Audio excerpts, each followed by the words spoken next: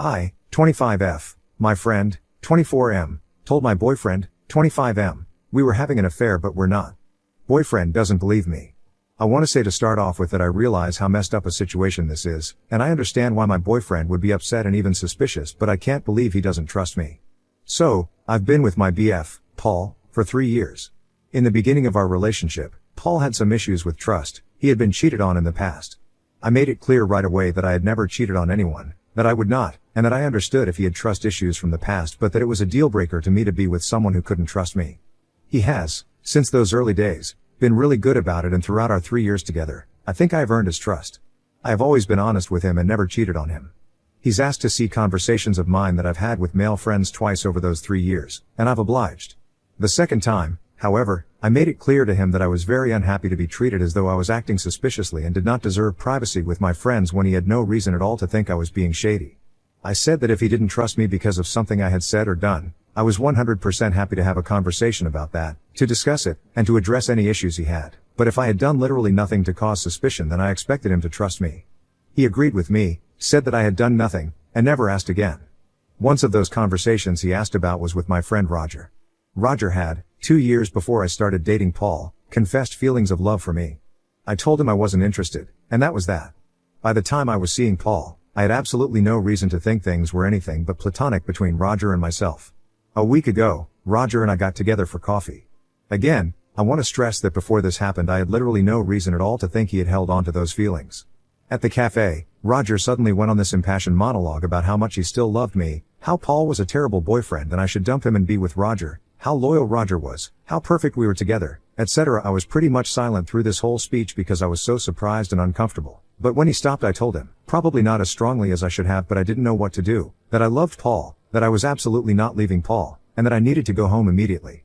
I was shaken up by the whole thing, so I took my time getting home to calm down. But, by the time I got home, I found that Roger had sent a long, utterly insane FB message to Paul detailing how much he loved me, that we were destined to be together, and heavily implying, but not outright stating, that Roger and I had been carrying on an affair for weeks. I don't know why he did this. I have no explanation. Paul believes it completely. He has listened to my explanation of things, but thinks I am lying. He doesn't want to see me or talk to me at all anymore. I'm completely devastated that Paul would believe this FB message over me. I'm horrified that my relationship with him has ended like this. I'm embarrassed that now I'm being seen as a cheater and a slut who slept around on Paul. I'm utterly hateful toward Roger. It's been a week and I can't convince Paul to talk to me. I know he had those trust issues in the past, but I really believed we were long past them. What do I do? Comments, 15-3-23. I think your answer is kind of nested in what you wrote. You find it a deal breaker if someone is unable to trust you, your boyfriend, in the context of my word versus theirs situation, without there being any evidence besides Roger's word to suggest you were cheating, and with this set against your stated position that you haven't ever done so, has chosen to believe someone else over you. It seems he does not trust you, and you've just said yourself what you decided the consequences of that would be. Going crazy 1 2 3 4 5 6. I didn't think of it this way until you put it so clearly. I guess you're right. Even if I spoke to Paul now, I would always remember that he didn't believe me or trust me. I'd always be scared of it happening again. Code of Verity, do hold on to that. You've been together 3 years, and all it took was a single FB message to make him completely believe that you've been cheating? He's insecure and doesn't trust you, and that's what's doomed the relationship, not anything you've done. I'd remove any trace of both of them from your life and move on. You deserve so much better than this. Edit. Just want to add, the fact that Roger said that he's in love with you to Paul makes this even more unbelievable, to me. He gets a message from a guy who is obviously obsessed with you and he decides to trust him over you. I'd be pissed if that was me. Roger obviously has every reason to try and break the two of you up. Shit-flinging monkey, are you kidding me? If it was the other way around and she got a Facebook message from someone who was previously in love with her, so, this whole sub would be screaming not to trust him. I agree that this is a deal breaker for her, but you can't dismiss her boyfriend's feelings that easily. None of this is your fault. Your friend is nutty. However, I think the lesson here is when a friend declares feelings for you, it is smarter not to maintain that relationship. Everybody is not as weird as your friend who I hope you are now not speaking to, but it is at least awkward. I don't think you can do much of anything except hope Paul will come around. I haven't had any contact at all with Roger, and I don't think I could ever forgive him. Weirdly enough, Roger has not at all attempted to contact me since this happened. He sent that FB message to Paul and now has gone totally silent and not attempted to contact either me or Paul. Brawlacaustic, so this guy professed his love and you kept him around the last few years? Do you keep any of these other men hovering around you waiting for their chance? I don't blame your boyfriend. If I got that message, it would take a lot of convincing that it wasn't true. For someone to confess to an affair that didn't happen is quite rare indeed, and even if untrue, I'd be mad that I had to be involved in spillover drama from your friends. Lady Bosie, I don't blame her boyfriend for his reaction because most people don't do crazy things like pretend they had an affair with someone. But, I don't think it was necessarily wrong for her to continue being friends with this guy. A friend once professed his love to me, I turned him down. We kept our distance for a little, then had some awkward interactions, then went back to being friends. We were fine for years and he never tried to sabotage any of my relationships. We lived happily ever after, as friends, in relationships with other people. I think most normal people tend to move on after rejection. I definitely hear what you're saying, but I just want to point out I never believed feelings would magically evaporate. Roger said he loved me 5 years ago. We were distant from each other for about a year after he told me he loved me. Then reconnected through mutual friends, and were friends for a year before I dated Paul. During that year, he acted totally platonically around me, and I guess I thought he had had enough time to get over his feelings. He's been totally platonic as well for the 3 years I've been with Paul. Obviously I was wrong, and you are right about how I should have cut him out. But I didn't think the feelings would just disappear. I thought the year we weren't really in contact had made them go away. However, Paul already has heard the whole and complete story, including what Roger said 5 years ago. He thinks I'm lying, however, when I say there is nothing between Roger and I now. Should I still push the issue with Paul and try and make him talk to me? He's heard everything already, he just refuses to believe me. Update, I want to thank everyone so much for commenting. Before I post what happened, I just want to address a few things that I didn't get to in the first post. First, Paul knew I was having coffee with Roger. It wasn't some kind of secret thing. Paul has female friends he has lunch or coffee with alone too, so this isn't unusual in our relationship. Second, Paul did not know that Roger had said he loved me 5 years ago. I definitely made a mistake not telling him that, but honestly, it was so long ago and to my, obviously wrong, knowledge was old history. We did not extensively discuss our past, so there wasn't really a natural point where it would have come up, and it just never occurred to me to say anything. Finally, Roger and I did not have a particularly intense friendship.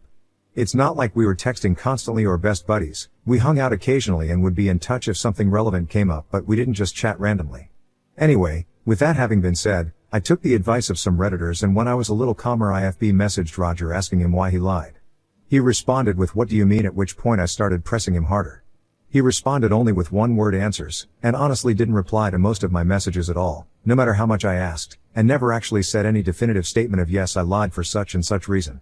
Finally, I sent him a definitive statement that said I'd never had an affair with him, that I was incredibly hurt and angry, that our friendship was over and that he was never to contact me again. He replied okay, and that was that. I sent the entire FB conversation to Paul, not thinking it would help save us but just to try and clear my name. In the message, I asked him if Roger's reactions to my questions and my response to Roger was in line with what he would expect if Roger's accusations were true. Paul didn't respond that day, but the next day he called me. Paul basically said that the more he thought about it, the more he believed me, and that the conversation between Roger and I helped him believe that.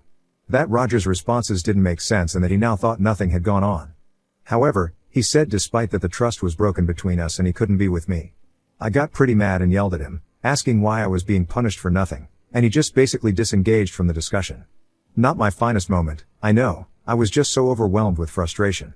We did eventually end the conversation calmly, if not amiably, and he is dropping off the stuff that I had left at his apartment later this week. I learned my lesson.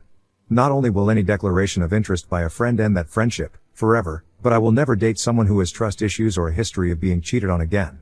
I'm sure I come across as a little bitter about this, but honestly I feel like there was absolutely no point to my fidelity and honesty during those 3 years. I got treated like a cheater whether or not I cheated, and both Paul and I ended up hurt and alone despite being 100% faithful. Better to end up alone or stick to FWB than end up investing another 3 years in a relationship to have this be the conclusion. TL, Doctor, Paul and I are done. Roger and I are done. Comments, coffee, I can't understand Roger. How does he live with himself? I could never do that to someone. I suspect, based on what I know of Roger, that he got angry when I rejected him and impulsively sent the message to Paul. He's not, usually, a psycho, so I'm betting that after a bit he realized how terrible what he had done was, and that is why he avoided me / refused to talk to me when I FB messaged him. Why he wouldn't apologize or try and make it right, I have no idea. Assassin 30, not only will any declaration of interest by a friend end that friendship, forever, this is just a side note. The main thing is you're rid of both these sources of drama, good for you. But I'm a guy who has declared interest in people and then gone on to be good friends after being rejected. As in, really just friends. So I'd choose carefully, because perhaps you'll write some decent people off if you have a blanket rule. I totally get why you feel that way though.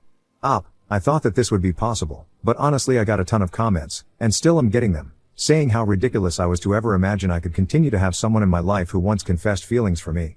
A lot of people have pointed out that by allowing Roger to be a friend or a part of my life at all was a huge mistake, and frankly, looking at the result, I have to agree. I may write off some decent people, which would be a shame, but this has convinced me that I can't allow anyone in my life that might be holding or have at some point held feelings for me if I don't return them. Now on to the next story. Story 2. Found out my wife of 5 years was cheating on me with her ex-fiancé when he died, and she had a breakdown. Now she's playing the victim in our divorce. When I first met my wife, we were head over heels in love with each other, and both of us knew almost instantly that we were meant to be together. My wife ended up getting pregnant while we were still dating, and we figured the right thing to do would be to get married. Everything felt natural for the first 5 years of our relationship. We were happily married and we had a child together that we both loved dearly. I had a great job and she stayed at home and took care of our child. Before we got together she was actually engaged to another man. From what I was told, she broke things off with him a couple of weeks before I met her. She told me it just didn't feel right and she didn't want to be with him. So, she broke up with him and moved out of his house. After that, she went out to a bar with her best friend and that's where she met me. I always thought the timing of it was perfect. I thought it was fate. Had she not broken things off with that guy, we would have never been together and I wouldn't have had the perfect life that I did. I travel quite a bit for my job, which was never much of an issue with us. At the most, I would be gone from home for 2 or 3 days a month and there were always weekdays. I was adamant with my employer that I wanted to be able to spend the weekends with my family so we could make memories together. The first instance that I noticed something was off was when T was on a short work trip. I had to fly into Montana for a meeting with a client, but they ended up canceling at the last minute while I was there due to a family emergency. I decided I'd take the extra time and surprise my family with a weekend trip to the beach or something. I got on the next flight home and called my wife when I arrived at the airport. She didn't answer the first couple of times that I called. That was very unlike her. She would always be by her phone and not answering was strange. Eventually, she picked up the phone to see what was going on. She seemed annoyed that I called her. She rarely ever had that tone with me. Especially when I was out of town. I asked her if everything was okay and she kind of snapped at me to tell me that it was. I told her that I was in an Uber on my way home and she seemed shocked. I heard a lot of shuffling around in the background, but at the time I assumed she was moving around. I never thought anything suspicious was happening. She got off the phone with me and when I arrived home she was very disheveled. Her cheeks were pink like she had been running around and she was wearing some pajama shorts and a sweater that was on inside out. I knew that being alone with the kid was sometimes exhausting, but it didn't seem like that was the issue. I asked her if everything was alright and she told me that it was. She was just surprised to see me so early. I told her about my plan to spend the weekend by the beach and she immediately rushed off to start packing so we could leave in the morning. She seemed relieved to get away from me. I unpacked my work stuff and went to pack some garments for the trip and I found a black sock that I didn't think was mine. I picked it up and showed it to my wife, asking what it was. It was a suspicious thing to find. She was confused about what I was asking, swearing that the sock was mine. I'm not going to lie, she was the one who handled all of the laundry in the house. She bought a lot of my clothes and probably knew my wardrobe better than I did. I told her that I didn't think it was mine, but she was steadfast in saying that it was mine. Eventually, I gave up and I believed what she said. I figured she would know better than me about it. Several months passed and I didn't notice anything else going on. I had completely forgotten about the sock thing by that point. One day I came home from work early and I found my wife in our bathtub crying. There was no water in the bath and she was fully clothed, just hiding in the bathtub crying. I immediately rushed over to her and asked her what was going on, checking on her to make sure she was okay. She was almost nonverbal and unable to communicate what was happening to me. I was freaking out and I rushed around the house to check on our kid to make sure they were all right. I called her mom and asked what was going on. She didn't know either. My first instinct was that somebody had died. But when I spoke to her mother, the person who would have likely elicited that reaction out of her, I started to think something else was going on. I checked our Ring camera footage to make sure nobody broke into the house, but I didn't find anything there. The only thing that was left for me to do was look at her phone and see if that was any sign of what was going on. It wasn't something I was doing to try to catch her in anything. My wife was hysterical and crying and I needed to figure out what was going on so I could help her. She had it with her in the bathtub and I went over to her to grab it from her hands. She put up a little bit of a fight giving it to me. I unlocked it and the screen that it was open to was a message exchange between her and a man we will call Tim. The messages were all very romantic in nature. They were telling each other that they loved each other, that they missed each other, and how excited they were to be together when I went away the following week. I didn't know what to do. My wife was hysterically crying in the bathtub and I cared about her and that was heartbreaking to see. But I had also just found out that she was cheating on me. That didn't even explain why she was crying the way that she was. Their messages didn't end with a breakup or anything like that. While I was looking, a message from her best friend, let's call her Carol, came through. I didn't read the message, but I called her right away and asked her if she knew about what was going on. I told her that I knew all about Tim and I just needed to know why my wife was crying in the bathtub. Carol told me that Tim was my wife's ex-fiancé. They had reconnected and were seeing each other. The reason my wife was crying was because Tim had died. I felt so many different emotions at that time. It's honestly so unexplainable how I felt. I was angry and heartbroken about the affair, but I felt for my wife because I did love her, but I was so mad at her. I wanted to reach out and help her, but I also wanted to be as far away from her as I possibly could. I told Carol that she needed to come over and tend to my wife because I didn't think I could. I walked out of the bathroom and my wife yelled after me, begging for me to come back and be with her. I packed a bag for our kids so we could go stay at my parents' house for a few days. They didn't need to be around my wife while she was mourning. It would likely be pretty jarring for them. When Carol came over, I left. She tried to explain to me what was happening before I could leave, but I didn't want to listen to her either. Carol was my wife's best friend, but we were on good terms. I would joke around with Carol, and I invited her out for dinner and drinks with us all the time. I felt betrayed that she even lied to me about the affair.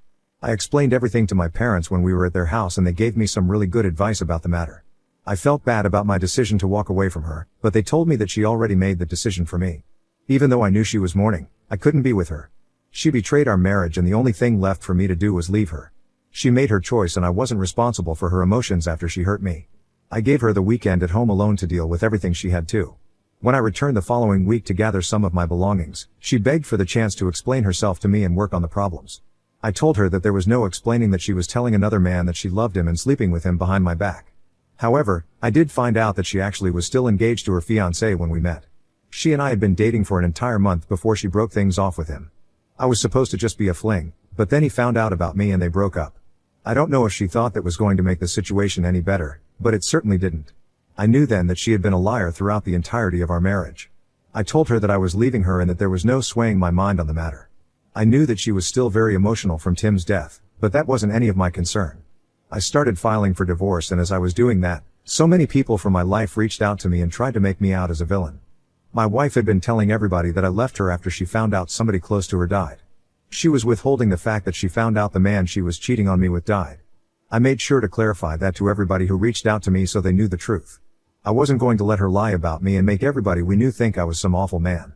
After that, everybody saw how manipulative she could be, and from what I understand she lost a lot of friends in our town. The only person who stuck by her was Carol, who was the only other person who knew about the affair when it was happening. We ended up getting divorced and I kept the house and all of our assets.